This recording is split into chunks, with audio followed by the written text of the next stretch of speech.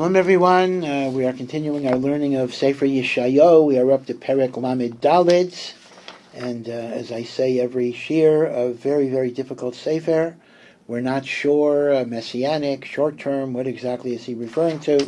Many of these nevuos will not be understood until Acharis Hayomim, but we more or less try to follow Rashi with some additions from other Meforshim. Perek Lamed Daled begins, and again this is describing the fact that all of the nations of the world that have oppressed the Jews, there will come a time in which they too will give a din v'cheshbon in front of the Ribono Shel Olam, and they will suffer onshim for the way they treated Am Yisrael, and the world will see that Am Yisrael is the nation of HaKadosh Baruch Hu. And Perek Lamed Daled begins, Pasuk Aleph, Kirvu Goyim Lishmaya U'umim Akshivu, all of the nations, come and listen to this teaching. Tishma Ha'aretz Umlaya, let the land hear this message. Tevel V'chol Setzoeha, Ki Ketzef Lashem Al Kol HaGoyim, God has anger for all the nations that oppress Am Yisrael. V'cheim Al Kol Tzom, even though we deserve it, even though obviously if Hashem let the nations do this, it's because we needed the Yisurin, but Hashem didn't force them. And they are going to be accountable for their rishus, just like Paro. Ki ketzef l'Hashem al kol ha'goyim b'cheim al kol tzva'am hecharimam nesanam l'tevach hecharimam. He has destroyed them. He has made them ready to be slaughtered. V'chalaleim yushlachu. Their corpses shall be thrown into the street. Pigreim yaleh basham, and their dead bodies will putrefy and have a bad odor. V'namasu haharim midamam, the blood will be so thick that it will cause the mountains to melt. Again, what is this describing? Who knows? If one were so inclined, one could talk about mountains melting from blood, would actually describe, God forbid, the aftermath of a nuclear war. And indeed, there's an old Messiah from the Gra, that the war of Gog and Magog will only be 12 minutes, and nobody knew how could there be a war that's for 12 minutes, but now, unfortunately, we know that nuclear war might only be for 12 minutes, and that would actually describe that Namasu Harim Midamam, mountains will melt from the blood. V'namaku kol tzavah hashamayim, and the very stars of heaven are going to disintegrate.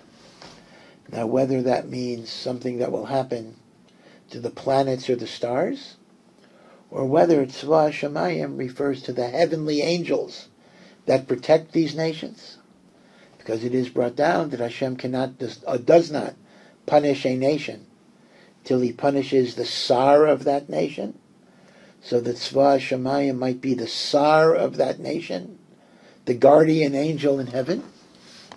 Or a third explanation, it might just be a metaphor for the powerful kings on this earth. You can call them like they've reached the heavens. V'nagaylu k'sefer hashamayim, and the very heavens will be rolled up like a sefer, meaning there'll be darkness. Literal darkness, figurative darkness. B'chol tzva'am yibail kinuvail olam migefen, uchenavolas mita'ena. And all of these mighty nations will wither away like a leaf that falls off a vine that dries up, and similarly like a leaf that falls off a fig tree that shrivels. Ki rivsa b'shamayim charbi. Again, this is an awesome destruction. Hashem says, my sword will be satiated in heaven from all of these corpses, as if the sword is eating the blood. Hine. Now here specifically it mentions for the first time Edom. Now Yeshayahu lived 100 years before the Churban Bayis Rishon, Edom destroyed the Bayis Sheni, and yet this is a prophecy about the ultimate destruction of Edom. Hine al Edom terei. My sword will come down on Edom, Esav. V'yalam chermi lemishpat, and the nation that I have slated for obliteration will come down for judgment. Cherev Lashem Moladam, the sword of God, will be filled with blood. Hudashna mechelev midam karim v'atuda mechelev kilyas elam. It will be satiated with the fat and the blood of cows and goats and sheep. Again, describing the people that will die. A calamity of death, which again we don't clearly identify, as if they will be animals. Ki zevach Lashem bebatzcha. God has a slaughter in Batzra. Batzra was the main capital of Edom, south of Eretz Yisrael. V'tavach gadol b'Eretz Edom. There will be a great slaughter in the land of Edom. V'yordu re'emim ima muparim imabirim. And the mighty antelopes and the great bulls will come down with the mighty ones of Edom, meaning they'll be slaughtered like animals. V'rivsa artsa midam, and the land will be satiated with blood like fertilizer. V'afara mechelev yedushan, and the dirt will be fertilized from the fat. Again, kind of a bloodthirsty description. Ki yom nakam Lashem. A day of vengeance is coming to God. Shanas Shilumim, a year of paying back, L'Riv Tzion, to those who fought against Yerushalayim and Eretz Yisrael. V'nepchu Nachalah L'Zephes, and the rivers in Edom will turn to pitch, meaning they'll be thick. The blood will make it look like tar. V'afara, and the soil of Edom will be gafrit, will be sulfur. V'haisa arza lezefes bo'era, and the land will be like burning tar. Again, this can also describe actually environmental catastrophes. Interesting, like oil spills, in which you have the oil that fills up the water and is actually combustible. So there are so many things you could connect to contemporary tragedies, catastrophes. Laila v'yayim lo sichbeh, and the fire will burn day and night. Liolam yala ashana, its smoke will keep on going. Midor ledor techarav, it will last intergenerationally, meaning Edom will be utterly demolished. L'netzach netzachim ain't over, but no one will even go through the land. Again, as I say, this is not exactly Mekoyim yet, but this will be the desolation of Edom. V'reishua, ko'as v'kipait v'yanshef v'oire v'yishkenuba. So these are wild birds that inhabit desolate areas.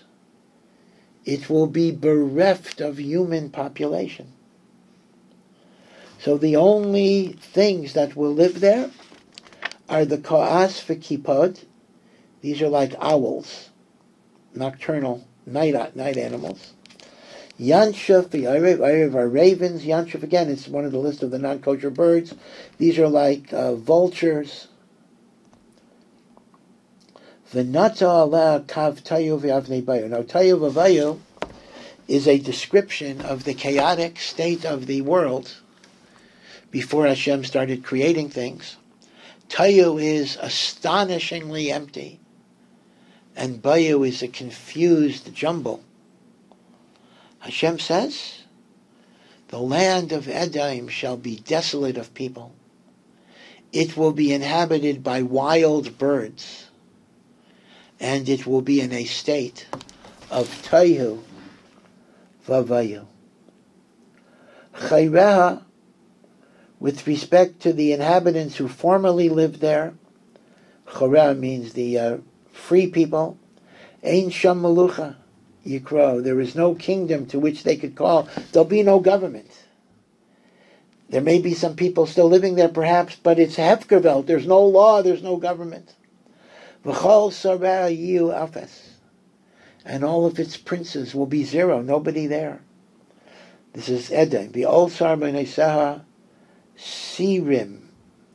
And all of the great palaces will be overrun with thorns, sirim, kimos, v'chayach. So these are three types of wild thorns. The great palaces will be overrun with thorns, b'mivtzara, in its fortifications. V'haisa nevei tanim. It will be the dwelling place. So it's a question of what tanim are, but many say tanim are jackals. Jackals are wild dogs. So we're discussing birds, vultures, and owls, and ravens, crows, and we're discussing jackals, wild dogs. Chotzir livnoi siana. And these palaces will simply have grass to be eaten. So Bnos Yana are ostriches. That's why it's a little difficult, because every animal mentioned until now was a bird, except for the Tanim, which is said to be a jackal. Upakshu, Siyim, Esiyim. Again, we don't know all of these things. These are different other types of wild birds that have a similar sound. The Siyim are going to meet the Iyim. All these different birds are going to come there. V'sa'ir al re'eyu yikra. A sa'ir is a wild goat. Now, well, this is a machlokas. Sa'ir can mean goat, and sa'ir can mean a demon. So it says, one sa'ir will call out to another sa'ir. It just means goats are going to be bleeding, or they'll be shadim. Of course, this depends on whether we believe in shadim. The Rambam says there is no such thing. Okay, that's going to be something to be mayan in. But the one thing that is true is that whether there are shadim or not, the belief was that shadim only come to empty, uninhabited areas. So at least Halashon b'nei Adam, the Navi is saying, the desolation will be so great that shadim will talk to each other there. Or it might just mean goats. Achsham hirgia lilit ubatzala manoach. And there Lilith will find rest and repose. So here we get the same machlokas. Lilith, very popular for some reason in the non-religious communities. They love the story. Lilith is said to be a female demon that for the 130 years after Cain killed Hevel, that Adam was poresh miyishtei. And sometimes there was Zerah Levatala, it went to Lilith, a kayach of Tuma. So according to some, according to Rashi, Lilith is the demon of the night who will be there. According to other Mefarshim with a more rational bent, they simply say that Lilith is just a term for night birds. And then we continue. A big list of birds here. If you're a person who is interested in different birds in Tanakh, this is probably the biggest list. Shama, so Shama is the palaces of Edom. Remember, all of this is a destruction of the Chorban of Edom. Kinana Kipais, the Kipais bird, again, kind of like a pelican or that type of bird, will make its nest. Vatamalet, she will give birth. Ubaka vidogra bitsila, and little birds will crack their shells in her shadow and come out. Achsham nikbetsu dayot, isha reusa. Right, daya is also a vulture, a type of vulture. That the dayot will come, isha reusa. It'll always be like a social club, one female with another female. Dear Shumi al Sefer Hashem, look in the Torah, ukaro, and read it. Achas mein alon adara. Nothing is missing. So what part of Sefer Hashem this is. So we have a machlokes. Rashi says, Parshas Nach, the same way all the birds came to the Teva, all the birds and animals will come to the desolation. According to Mitzudas, Sefer Hashem is Parsha Shmini, that lists all the birds. And Hashem is saying, all of those birds, non-kosher birds, are going to be there. Nothing will be missing. Ki pihu tziva v'rucha hu kipsam. It is God's command that Esav, that Edom, be so desolate that all the birds will be there. V'hu hipel lahen gairo. It's as if Hashem did a gairo, right? A lottery to determine which, just like by Chalukas Aretz, which part of Eretz Yisrael does Reuben get, does Shimon get? Here too, Kaviyachal, it's as if Hashem did a gairo, assigning the land of Edom to each different type of bird. Hu hipel lahem gairo, v'yadai chilakta lahem b'kav. Right, God distributed this land. Ad olam Yerushua, they will inherit it forever. Ledor v'dor yishkenu ba, they will dwell in it eternally. So this is a description of the Mapala of Edom, the utter desolation of Edom, but we're not entirely clear what this refers to. Again, if one has an imagination, you can try to apply it to present events, especially since there is various Makairas that Russia is connected to Edom, and indeed that's why the color of the Communist Party was red. A remez that there's a shaykhus between Russia and Edom.